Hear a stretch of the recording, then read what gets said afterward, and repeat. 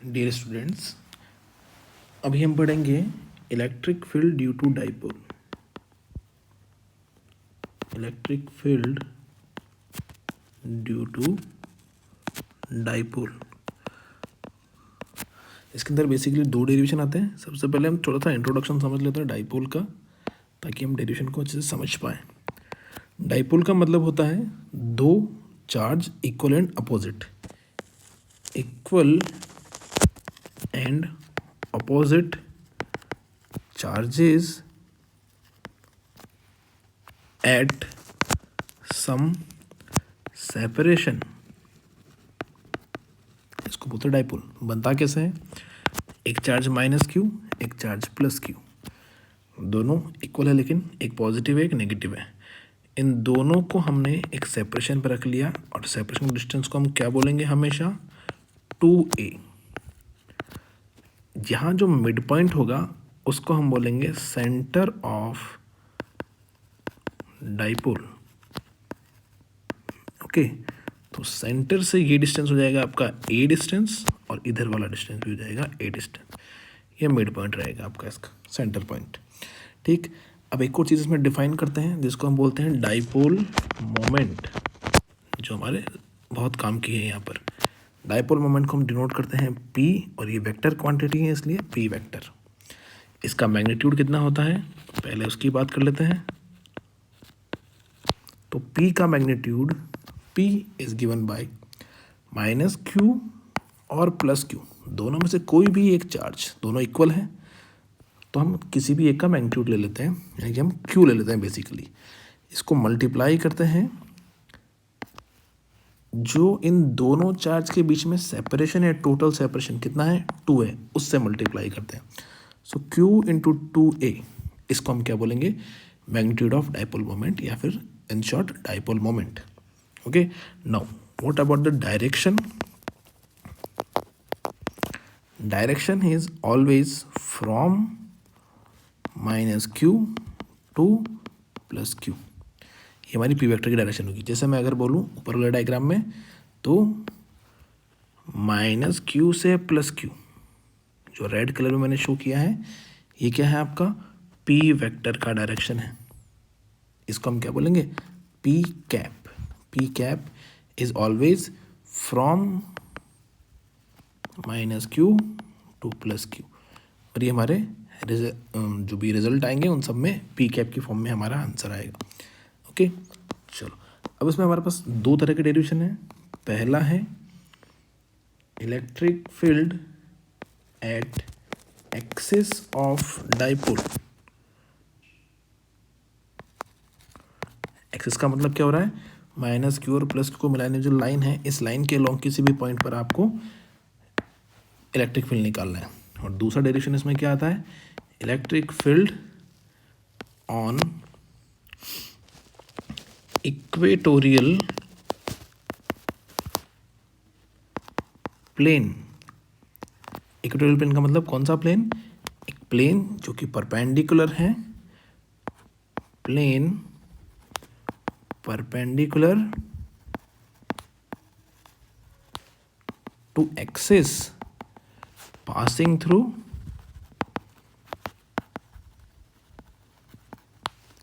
center of dipole। Centre मतलब mid point, यानी कि अगर ये एक्सिस है तो इससे परपेंडिकुलर यहाँ पर ऐसा कोई प्लेन बनेगा जो कि मिड पॉइंट से पास करेगा, उस पर किसी भी पॉइंट पर आपको इलेक्ट्रिक फील्ड निकालना है। चलो, दो डेरिवेशन है, नेक्स्ट पेज पे शुरू करते हैं। First one is electric field at axis of dipole minus Q plus Q, ये हमारा हो गया, और यहाँ हमारा हो गया मिड पॉइंट सेंटर। हम मान लेते हैं कि यहाँ पर कोई एक पॉइंट P है जिस पर आपको इलेक्ट्रिक फील्ड निकालना है। इस P पॉइंट का मिड पॉइंट से डिस्टेंस आप मान लो R डिस्टेंस। सारी डिस्टेंस सेंटर ऑफ डाइपोल से ही मेजर करेंगे। सो R डिस्टेंस, और ये हो गया आपका R वेक्टर। अच्छा, अब हम इसमें एक चीज़ डिफाइन कर लेते हैं, इसको हम बोल रहे हैं P vector. Dipole moment P vector कहाँ से कहाँ तक होगा, it is always from minus Q two plus Q, and this will be your P vector या पी कैप, ठीक, राइट साइड में जो रहेगा माइनस क्यू से plus Q, P cap, correct. चलिए आर वेक्टर डायरेक्शन में, अब ये जो लेंथ था ये था ए, और ये भी लेंथ कितना है ए, क्योंकि टोटल डिस्टेंस कितना था 2a, करेक्ट। चलो p का मैग्नीट्यूड हमारे पास पहले से ही है, p is equal to Q into 2a, इसको हम अलग से लिख लेते हैं, राइट। p मतलब मोमेंट। अच्छा, इस p को आप a पॉइंट भी लिख सकते हो, यहाँ पर किसी पॉइंट a पर आप मैग्नेटिक फील्ड इलेक्ट्रिक फील्ड निकाल रहे हो, ठीक है। चलो अब तरीका क्या होता है, डेरिवेशन क्या होता है, टोटल इलेक्ट्रिक फील्ड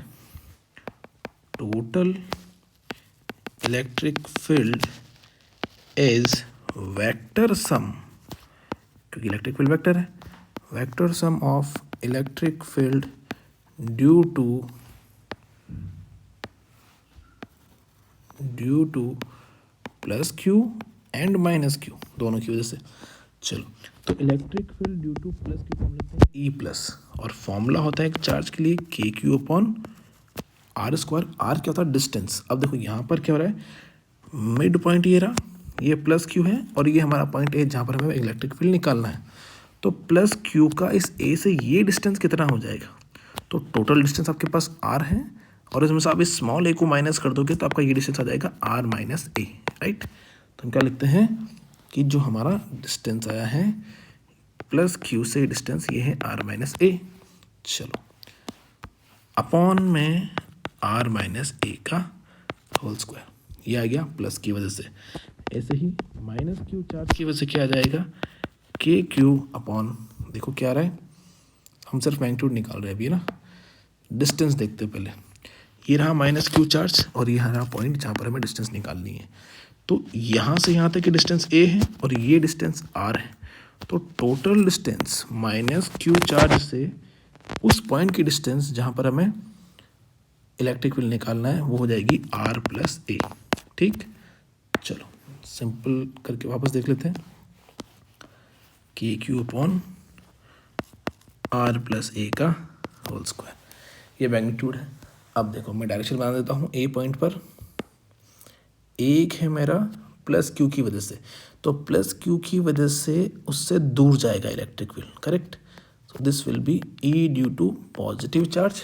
दूर क्यों जाएगा, क्योंकि जब भी कोई पॉजिटिव चार्ज होता है तो उसके आसपास फील्ड हमेशा रेडियली आउटवर्ड होता है, इस तरह से हम पहले पढ़ चुके हैं। तो यहाँ पर भी इधर ही आएगा, ओके। और यहाँ अगर नेगेटिव चार्ज है तो देखो ए पॉइंट पर इलेक्ट्रिक फील्ड कैसा आएगा, हमेशा नेगेटिव फील्ड की तरफ जाता है, इसका मतलब इस डायरेक्शन में होगा, लेफ्ट साइड में, है ना। तो हम यहाँ बना लेते हैं ड्यू टू नेगेटिव चार्ज, ये रह गया। अच्छा मैं इस लेंथ को छोटा बना रहा हूँ, इसका रीज़न बताता हूँ। अभी हम जानते हैं कि E का फॉर्मूला होता है के क्यू अपॉन आर स्क्वायर, तो अगर आर डिस्टेंस ज़्यादा होगा तो इलेक्ट्रिक फील्ड कम हो जाएगा। अब देखो माइनस क्यू से इस पॉइंट का डिस्टेंस ज़्यादा है, और प्लस क्यू का इस पॉइंट से डिस्टेंस कम है, तो प्लस क्यू की वजह से जो इलेक्ट्रिक फील्ड है वो ज़्यादा होगा, और माइनस क्यू की वजह से जो इलेक्ट्रिक फील्ड है वो कम होगा। इसलिए मैंने इसको छोटा बनाया और इसको मैंने बड़ा बनाया, यानी कि ये ज़्यादा वैल्यू रखेगा। तो जो ज़्यादा होगा वही इफेक्टिव होगा। अगर दो वेक्टर अपोजिट डायरेक्शन में हैं तो क्या होगा, सब्ट्रैक्शन होगा, इधर और इधर। यहाँ ई प्लस है और यहाँ ई माइनस है, तो बड़ा कौन है, ई प्लस, तो हम सब्ट्रैक्शन करेंगे यहाँ पर, करेक्ट। तो हम निकाल लेते हैं net electric field, total electric field E is nothing but E plus, और माइनस क्या कर देंगे, ई माइनस। चलो एंड डायरेक्शन कौन ज़्यादा है, because E plus is greater than E minus, है ना, क्योंकि ई प्लस क्या है, पॉजिटिव चार्ज, प्लस क्यू हमारा पास में है, नियर है, तो उसका इलेक्ट्रिक फील्ड ज़्यादा होगा, और माइनस क्यू क्या है, फार है, तो उसका इलेक्ट्रिक फील्ड कम होगा, है ना, किसके नियर, पॉइंट ए के, जहाँ पर इलेक्ट्रिक फील्ड निकालना है, ओके करेक्ट। चलो आगे बढ़ते हैं। ई प्लस का वैल्यू आपने रखा के Q upon are minus A का स्क्वायर, देन माइनस के Q upon are plus A का होल स्क्वायर। हम के क्यू को कॉमन निकाल लेते हैं, अंदर हमारे पास क्या बचेगा 1/r माइनस ए का whole square minus of 1/r plus A का होल स्क्वायर। अब इसको सिंप्लीफाई करेंगे, एलसीएम क्या आएगा हमारे पास, के क्यू बाहर निकल जाएगा, ध्यान से देखना इस चीज़ को, थोड़ा सा टफ लगेगा यहाँ पर डेरिवेशन, r माइनस ए का whole square into R plus A का होल स्क्वायर। ये तो मेरा एलसीएम दोनों को मल्टीप्लाई कर लिया। अब फर्स्ट वाले के अंदर न्यूमरेटर में क्या है 1 और r माइनस ए से अगर ये कैंसिल होगा तो ये बचा r प्लस ए का होल स्क्वायर। चलिए तो ऊपर आ जाएगा r प्लस ए का होल स्क्वायर माइनस यहाँ क्या बच जाएगा r माइनस ए का होल स्क्वायर। कैसे आया, चलो r प्लस ए का होल स्क्वायर इससे कैंसिल होगा तो ये बचा, उसको 1 से मल्टीप्लाई कर दिया। चलो सिंप्लीफाई करते हैं अब इसको, क्या बनेगा, ये आ जाएगा के क्यू, सिंप्लीफाई में क्या हो जाएगा R square plus A square plus 2ra, okay, minus R square plus A square minus 2ra। क्या किया हमने, a प्लस बी का होल स्क्वायर और a माइनस बी का होल स्क्वायर यहाँ पर लगा लिया, ओके। चलो डिवाइडेड बाई जो है पूरा वही टर्म है। अच्छा नीचे वाले टर्म को भी हम सिंप्लीफाई कर सकते हैं, कैसे, r माइनस ए और r प्लस ए दोनों अगर मल्टीप्लाई हो जाएंगे तो ये बन जाएगा R square minus A square और टोटल का होल स्क्वायर, राइट। कैसे आया, a minus B A plus B इनका होल स्क्वायर टोटल, तो a प्लस बी और a माइनस बी क्या होता है A square minus B square, इनका होल स्क्वायर बन गया, ठीक है। चलो ब्रैकेट को अगर हम ओपन कर लेंगे तो क्या हो जाएगा, माइनस यहाँ माइनस हो जाएगा और यहाँ प्लस हो जाएगा, तो देखो ए स्क्वायर से ए स्क्वायर कैंसिल हो जाएगा प्लस का माइनस से, और ऐसे ही आपका जो आर स्क्वायर है पॉजिटिव वो माइनस आर स्क्वायर से कैंसिल हो जाएगा, तो 2ra भी पॉजिटिव है और ये 2ra भी पॉजिटिव है, यानी कितना बन जाएगा 4ra, करेक्ट। चलो अब मैं इसको गायब कर देता हूँ यहाँ से, तो अल्टीमेटली मेरे पास क्या बच रहा है 4ra।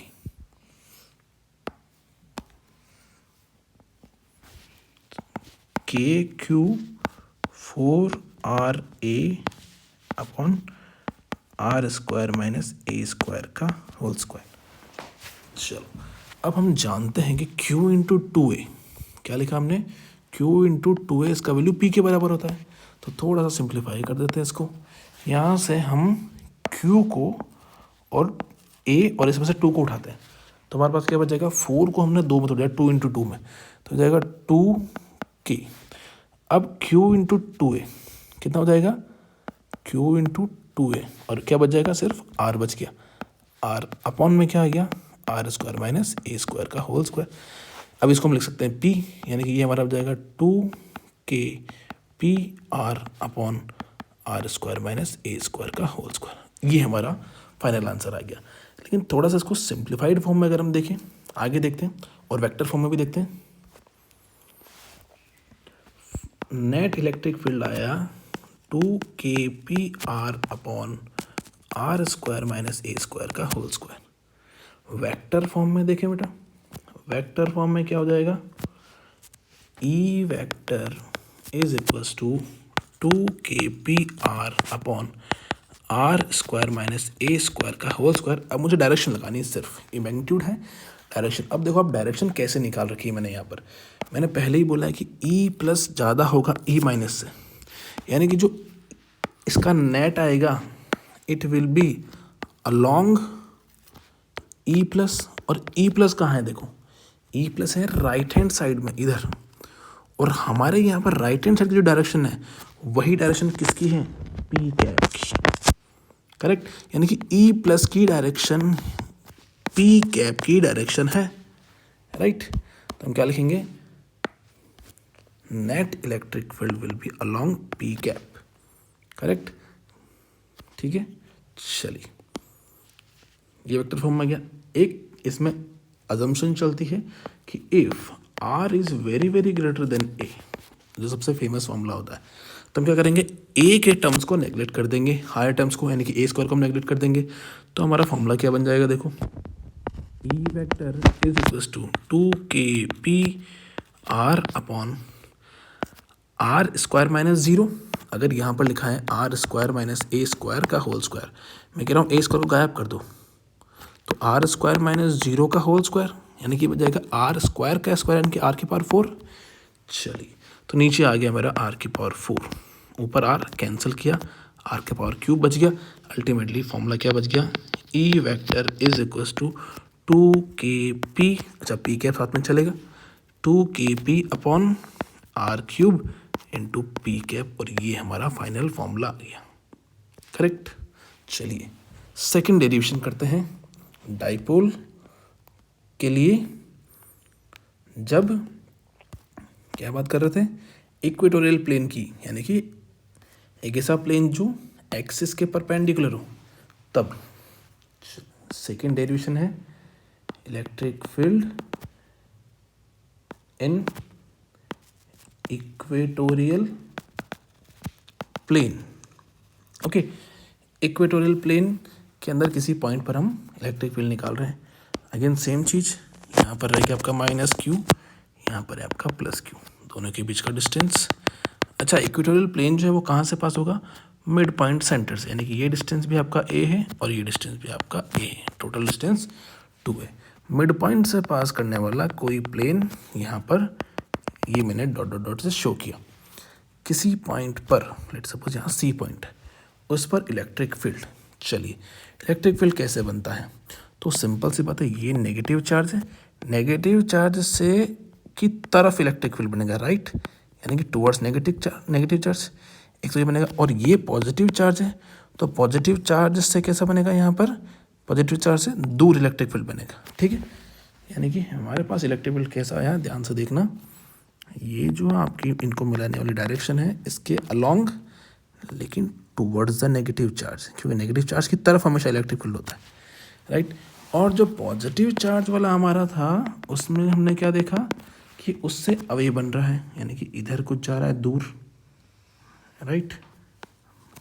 अब हम क्या करते हैं, इन दोनों इलेक्ट्रिक फील्ड के लिए एक सिंपल सा टर्म डिफाइन करते हैं। अच्छा, डिस्टेंस क्या रहेगी पहले देख लेते हैं, R distance from the mid point of that point. Okay, तो परपेंडिकुलर डिस्टेंस हमारी क्या हो गई, आर हो गई। अच्छा, ये वाला जो डिस्टेंस है ये क्या हो जाएगा, ट्राइंगल के अंदर इसको हम x मान लेते हैं, इधर भी x हो जाएगा। x की वैल्यू हमारी क्या निकल के आ रही है, पाइथागोरस थ्योरम से। देखो ये हाइपोटेनियस मेरा x है, ये परपेंडिकुलर r है, और ये बेस a दे रखा है, तो x will be under root R square plus A square. ठीक है, चलिए root over R square plus A square. अब क्या करेंगे, जो हमने इलेक्ट्रिक फील्ड लिखे हैं ई प्लस और ई माइनस, उनके कंपोनेंट लिखेंगे। ये माइनस की वजह से आया नीचे और ये प्लस की वजह से आया यहाँ पर ऊपर। ठीक, थोड़ा सा इसको नीचे ले आते हैं।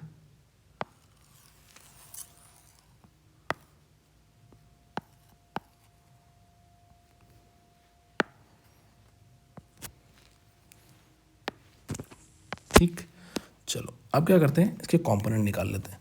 तो कंपोनेंट हमारे पास में दो तरह से कंपोनेंट आएंगे। देखो सबसे पहले तो एक आएगा इधर वर्टिकल ऊपर कंपोनेंट और एक आएगा नीचे कंपोनेंट। अब खास बात क्या है कि दोनों कंपोनेंट बराबर हो जाएंगे। ये अगर एंगल थीटा है, ये भी थीटा हुआ, दोनों साइड बराबर है, तो यहाँ से ये एंगल भी थीटा, ये एंगल भी थीटा। अच्छा, इधर वाले कंपोनेंट कौन से होंगे, इधर देखो आप, ई प्लस का कंपोनेंट आएगा और ई माइनस का भी कंपोनेंट, दोनों इसी डायरेक्शन में आएंगे। चलो एक और चीज़ हम देख लेते हैं फटाफट कि यार माइनस क्यू से प्लस क्यू की डायरेक्शन को हम क्या बोलते हैं, ये होती है डाइपोल मोमेंट की डायरेक्शन पी कैप। ओके, चलो इतना हो गया। अब जो ब्लू कलर में दोनों मेरे पास हैं, ई प्लस कॉस थीटा होगा एक, तो एक होगा ई माइनस कॉस थीटा, क्योंकि थीटा के साथ वाला कंपोनेंट क्या बनता है भैया, ई कॉस थीटा, और जो परपेंडिकुलर है थीटा के वो क्या बन जाएगा, साइन थीटा। यानी कि ये हो जाएगा आपका ई प्लस का साइन थीटा और ये हो जाएगा ई का नेगेटिव जो है उसका साइन थीटा। अब देखो खास बात क्या है इसके अंदर कि जो ई प्लस साइन थीटा है, ई प्लस साइन थीटा वो कैंसल कर देगा